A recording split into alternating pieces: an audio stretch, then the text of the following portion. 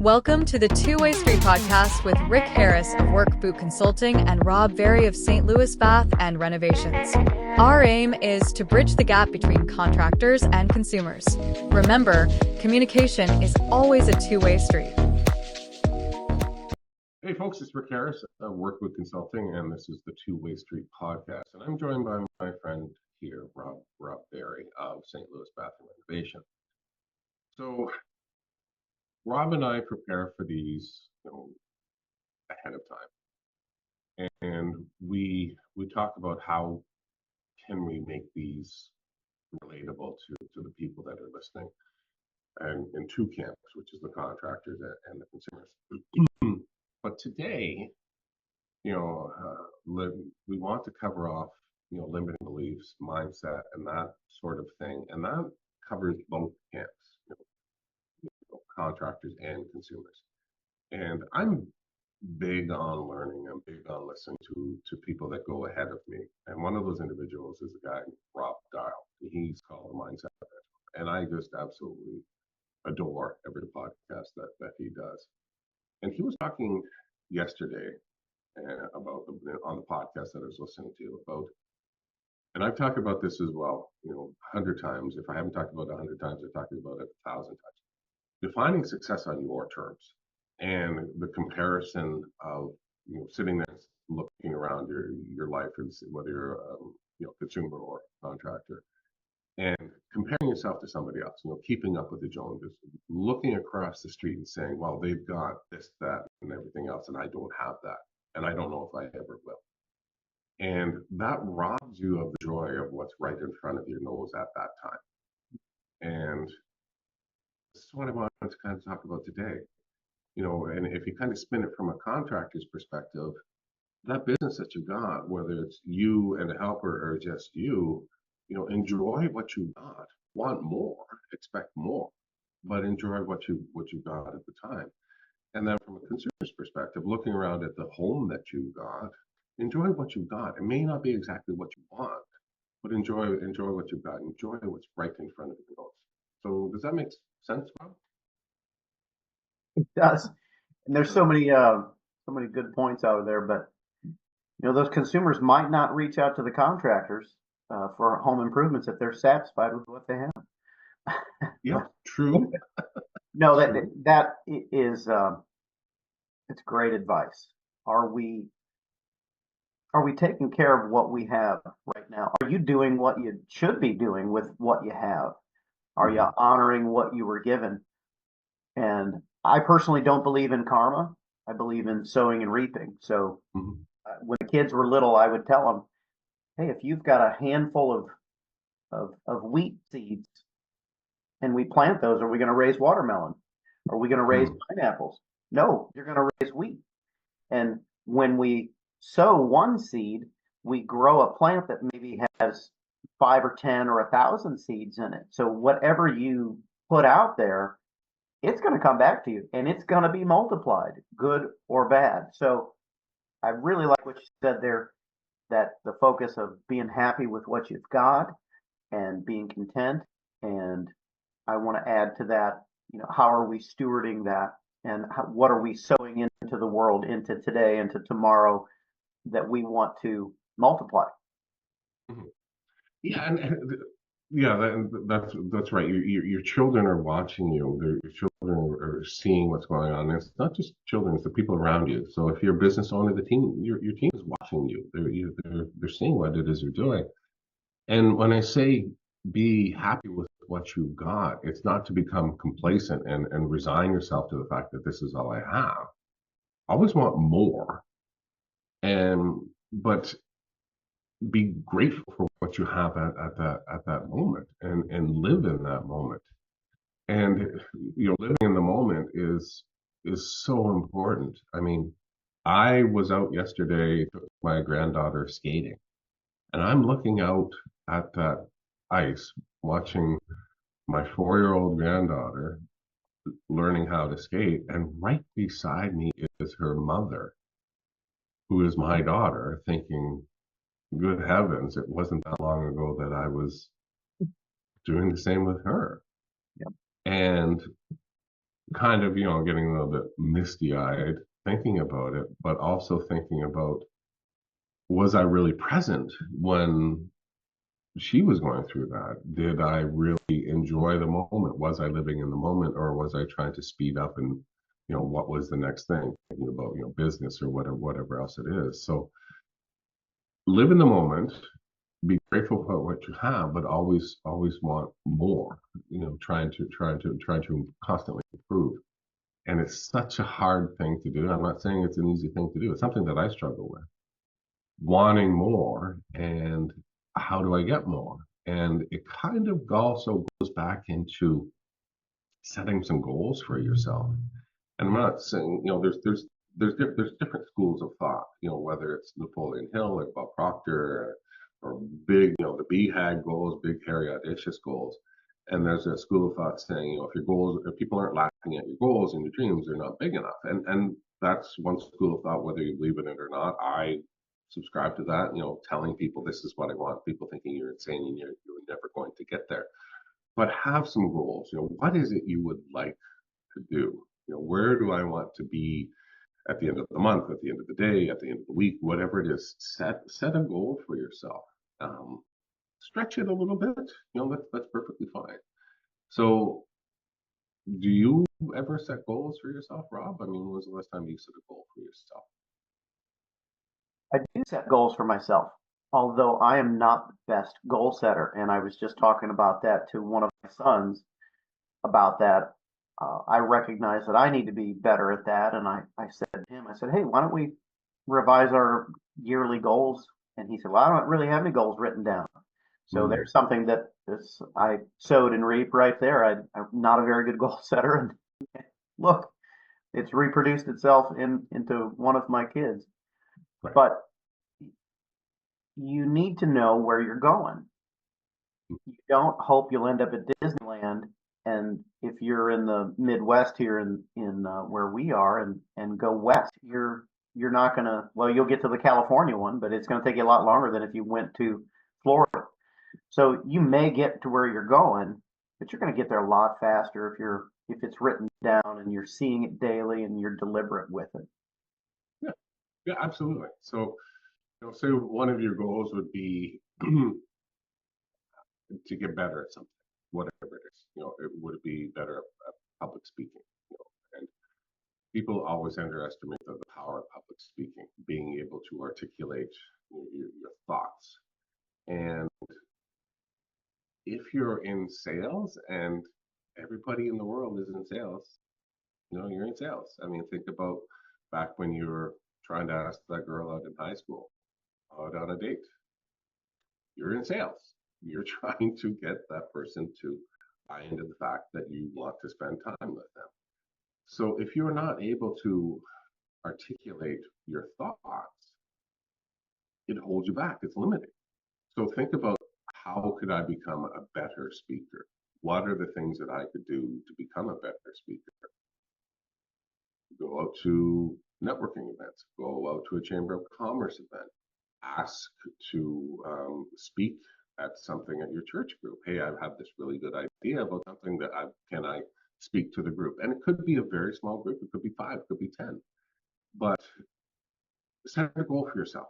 And you will be amazed at how, if you consistently work on whatever it is for 10, 15, 20 minutes a day over the course of the month, how much better you will be at the end of that month. So follow people on social media who show you how to speak more effectively. Listen to podcasts. Force yourself to go out. Practice at home. And give yourself a goal at the end of it that you would like to be able to. It could be something as simple. I want to be able to go into my child's classroom on career day to talk about what it is I do for a living, whatever that is, and come up with a plan so that you can speak to them and be quite engaging. Practice it, and at the end of the month, when it is time to do that career day at your kid's school, you're an effective speaker. Those are the things. Funny that you bring up public speaking, because most people are terrified of that. Mm-hmm. And we're not just focusing on public speaking, but if you need to get better at setting goals, right? Yep. And if you want to get better at public speaking, or you want to get better at carpentry or fishing, or be more vulnerable with your partner, or whatever that is, Mhm. you've got to practice at it. But to the public speaking point, most people are afraid of it. And Yeah. and why? Either they don't like the sound of their voice, or they're afraid of what other people will think. I got to tell you this, anyone that's doing less than you are in life, is those are the ones that will be the most critical. Anybody that's doing more than you in life, Mhm. they're not going to have so much as critical, but maybe critiquing and probably offering you a hand up if they're doing better than you are in life, in your own opinion, in your own estimation. If uh, Rob Dial or Tony Robbins, somebody that you want to look up to be a better public speaker, that person's never going to cut you down and say, "Oh, I can't believe," folding their arms, "Can't believe you even tried that." They're going to say, "Fantastic.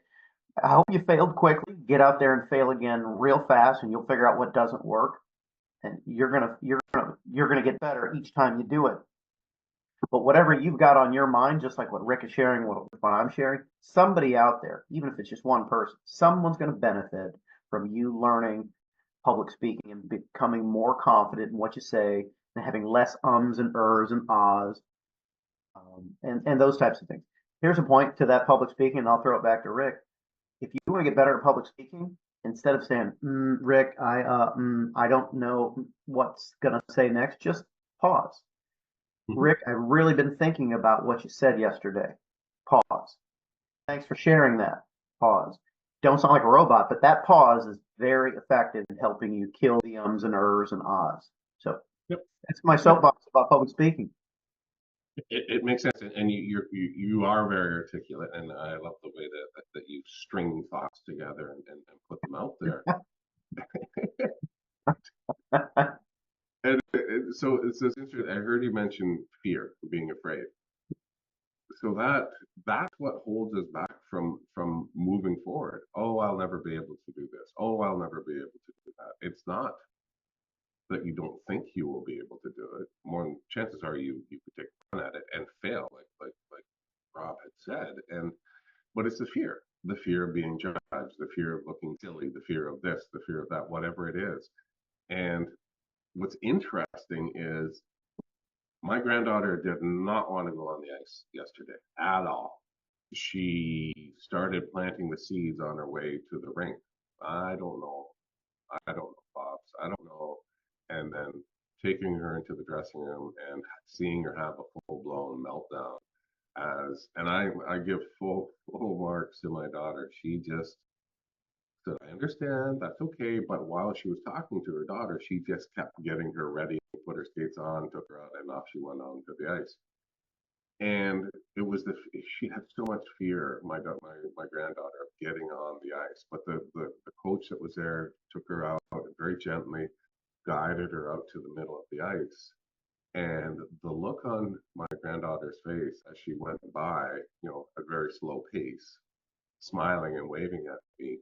The first thing she got off the ice and she was glowing. And being 4 years old, she couldn't really articulate it, but she said, "I'm proud of myself." Wonderful. And she said, "Pops, are you proud of me?" And oh my God, I melted when she asked me that. I said, "Honey, of course I am." And I gave her a big hug. She was on cloud nine. You couldn't knock that smile off of her face. And looking back, that accomplishment of just getting on the ice, that's all she did. She just got on the ice. How much are we robbing ourselves of joy by feeling that fear?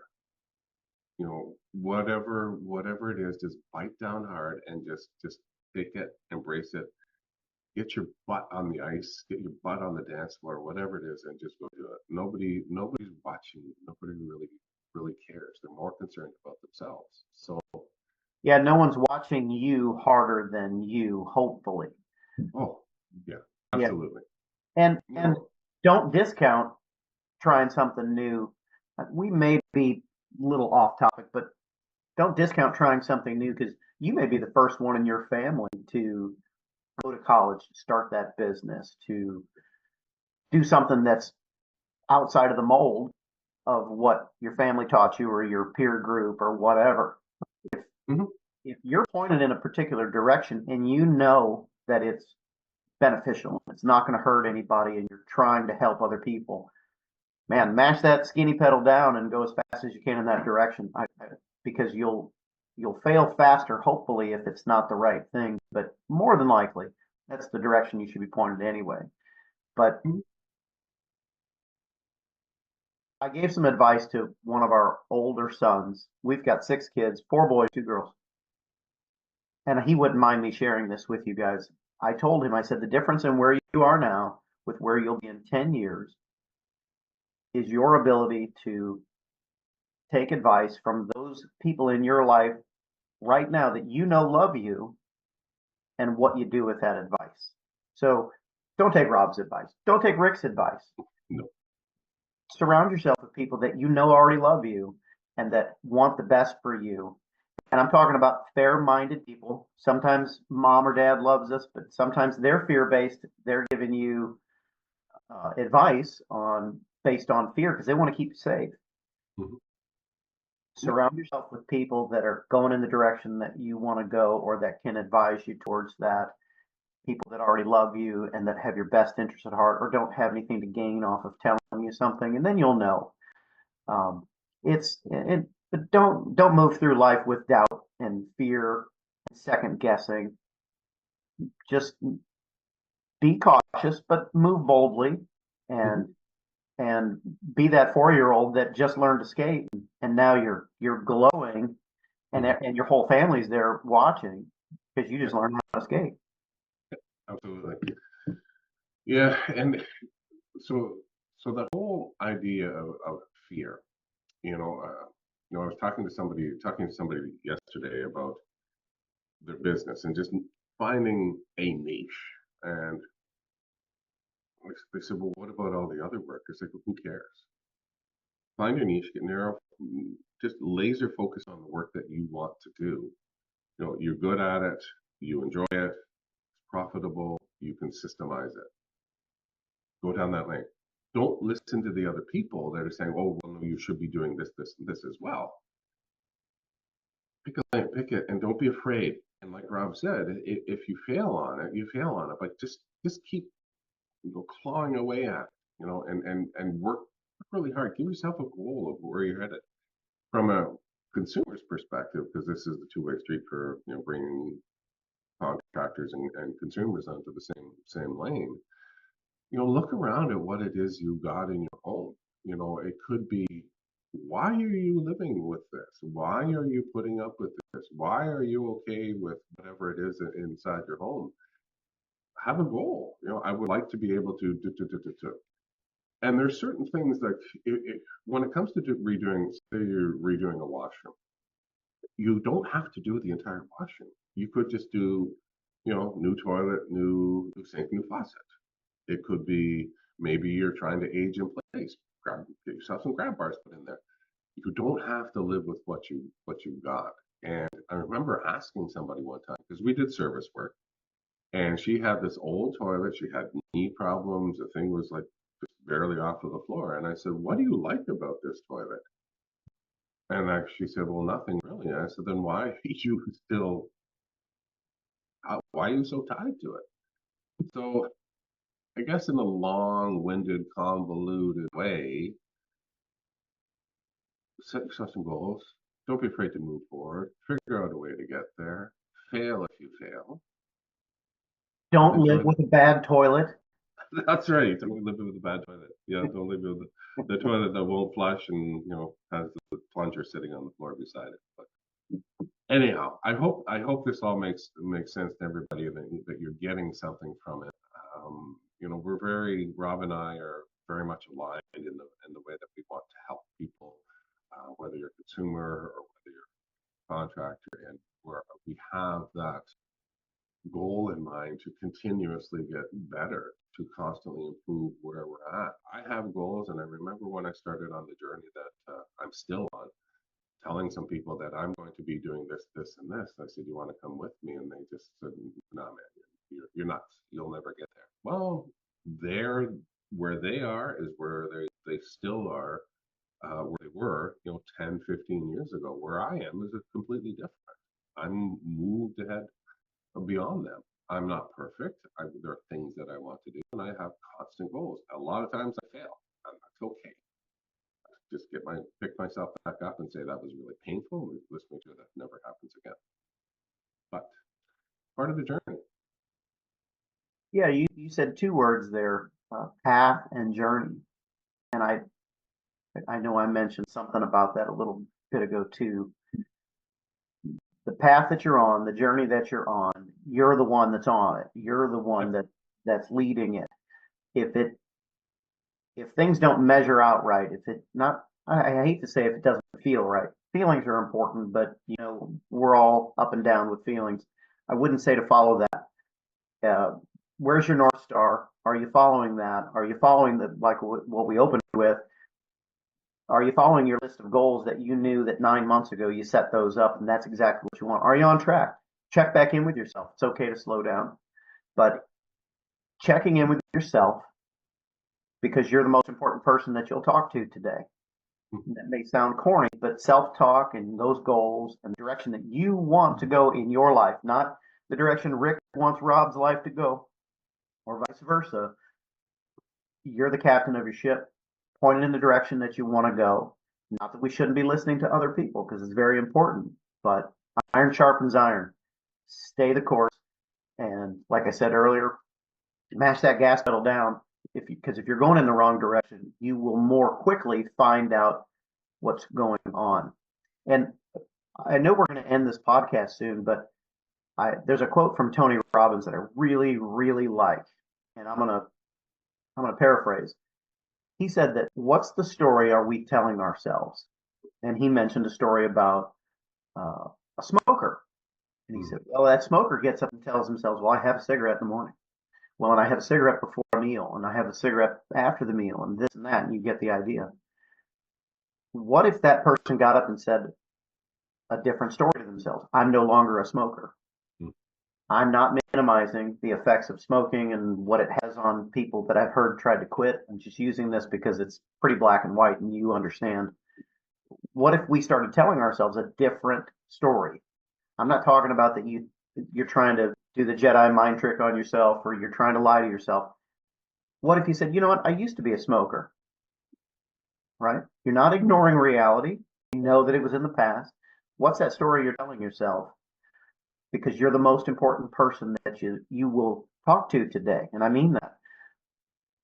It's self-talk is very important, and because you are leading yourself down that path that you've started on. And is that the path you want to be on? You got to figure those things out, and you will. Always striving to get better. Yep, right here. Okay. Thanks, Rob. Appreciate you as always. And for those listening, set a goal, get better. And before you know it, you'll be zipping around the ice. That's right. Thanks, Rick. Thanks, Rob. Thanks, Rob. To learn more about Rick, go to his website, workbootconsulting.com. And to learn more about Rob, go to his website, stlbr.com. Until next time, work on bridging that gap. Remember, it's always a two-way street.